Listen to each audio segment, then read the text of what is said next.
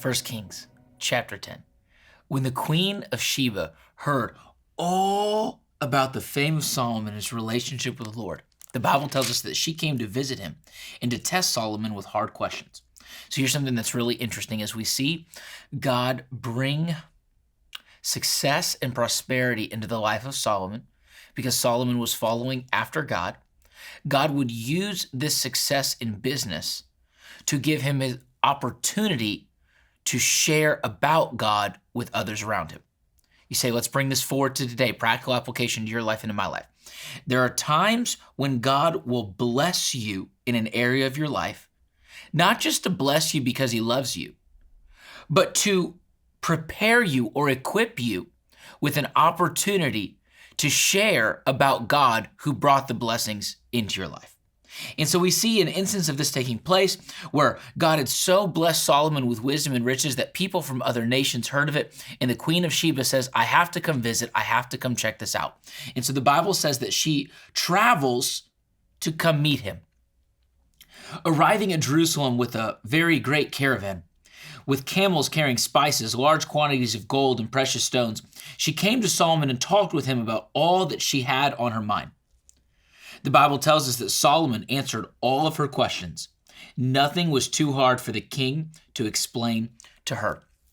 So she comes with all these great things of wealth, possibly to bring gifts, but also to engage in probably a trade relationship. She's wanting to discover more about the Solomon guy, hear if the rumors are true. She begins to converse with him and have dialogue, and she comes to the conclusion that, wow, this guy's the real deal.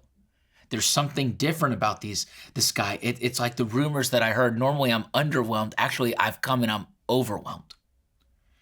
And when the Queen of Sheba saw all the wisdom of Solomon in the palace he had built, the food on his table, the seating of his officials, the attending servants in their robes, his cupbearers, and the burnt offerings he made at the temple of the Lord, she was overwhelmed. Sometimes God can bring things into our life that not only overwhelm us, but people who look at our life are overwhelmed by the goodness of God in our life. Now, sometimes there are seasons where we go with less. Sometimes there are seasons where we carry our cross and we carry a cup that we didn't expect, and we get to show the world that we still love God even in the moments where God doesn't do for us everything that we want. And I want to bring some balance to this line of thinking in our world today. Sometimes we think, well, if God blesses me with everything that I want, well, then obviously I'm in good graces with God and I'm doing good. Please be careful, because the Bible tells us in the New Testament not to confuse gain with godliness. Just because we're successful doesn't mean that we're living a godly life. There are successful people who live for God, and there are successful people who don't live for God. On the flip side, sometimes there are seasons of our life where we will have to walk through things that we didn't plan for, that we didn't expect, and sometimes they're out of our control. It's in those seasons of our life that, like Jesus, we take up our cross and we carry it and we follow after God. And it's in those seasons that sometimes we can be like, God, what did I do wrong? Maybe nothing.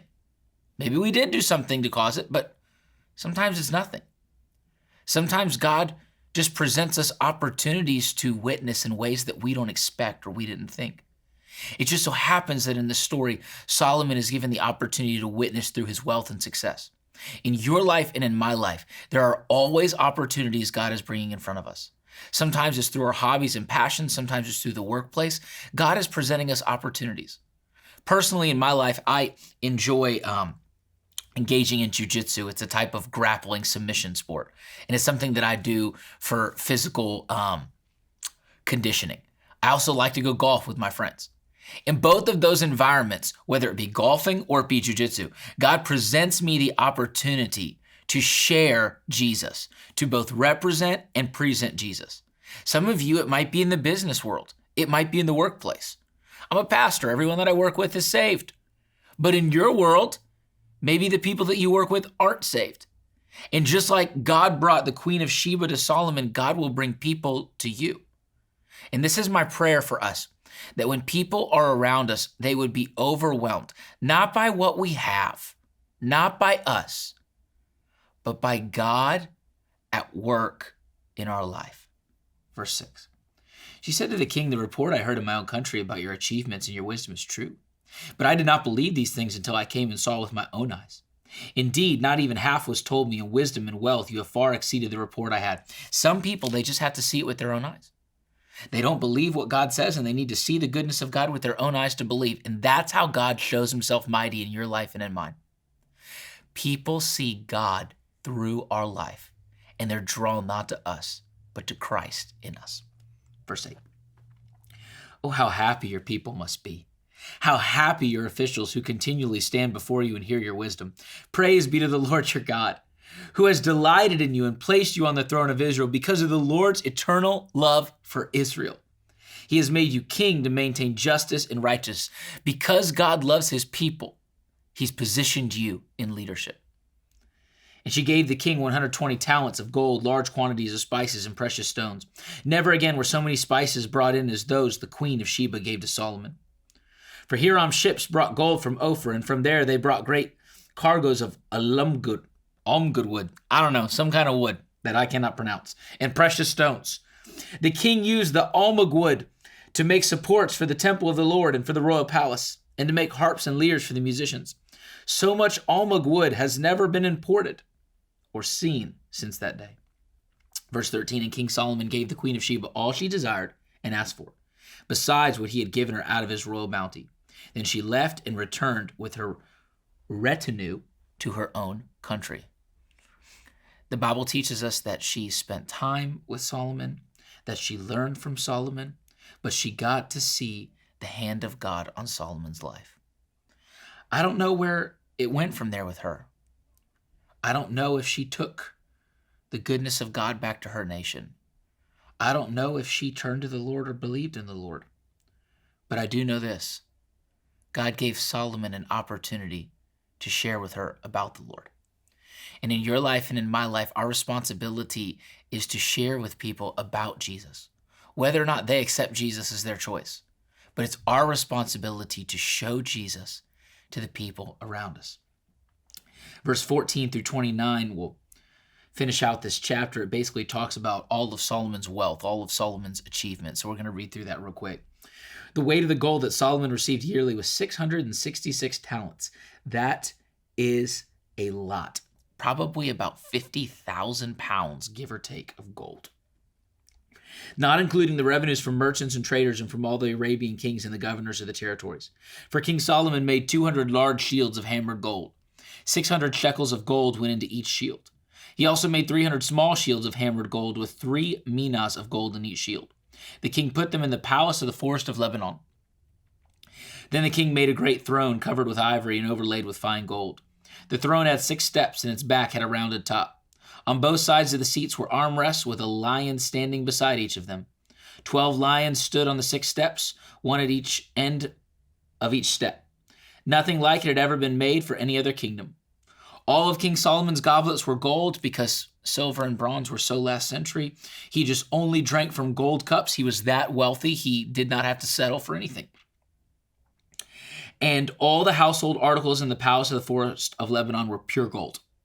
Nothing was made of silver because silver was considered of little value in Solomon's days. To give you some modern perspective, like even today, you can get an ounce of silver for anywhere from $20 to $25. An ounce of gold would be $1,800 to $2,000. And it's amazing, like he was so blessed that he didn't even he considered silver like scrap metal in his kingdom. That's how much God had blessed the kingdom in the reign of Solomon. The king had a fleet of trading ships at sea, along with the ships of Hiram. Once every 3 years it returned carrying gold, silver, ivory, and apes and baboons. King Solomon was greater in riches and wisdom than all the other kings of the earth. The whole world sought audience with Solomon to hear the wisdom God had put in his heart. Year after year, everyone who came brought a gift, articles of silver and gold, robes, weapons, and spices, and horses and mules. Solomon accumulated chariots and horses, for he had 1,400 chariots and 12,000 horses, which he kept in the chariot cities and also with him in Jerusalem. The king made silver as common in Jerusalem as stones, and cedar as plentiful as sycamore fig trees in the foothills. Solomon's horses were imported from Egypt and from Cush. The royal merchants purchased them from Cush at the current price. They imported a chariot from Egypt for 600 shekels of silver and a horse for 150. They also exported them to all the kings of the Hittites and the Arameans. Basically, all this is saying is Solomon had so much money, he was able to acquire chariots and horses and weapons of war. Not only did he have wealth, but he had the ability to protect his wealth. And we see that while David had war on all of his sides, we see that Solomon had something quite different. He had rest on all sides. And he lived a life at rest, and he was able to trade with those around him and be successful. But as we're going to learn in the next chapter, that when there is great success, there can be great temptation.